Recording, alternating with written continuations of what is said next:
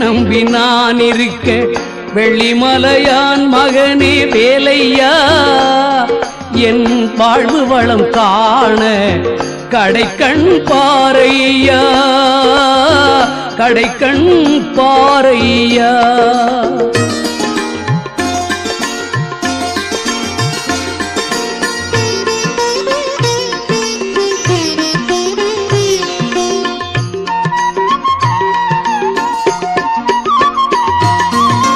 பள்ளம் நோக்கி பாய்ந்து வரும் வெள்ளமென அருள் படைத்த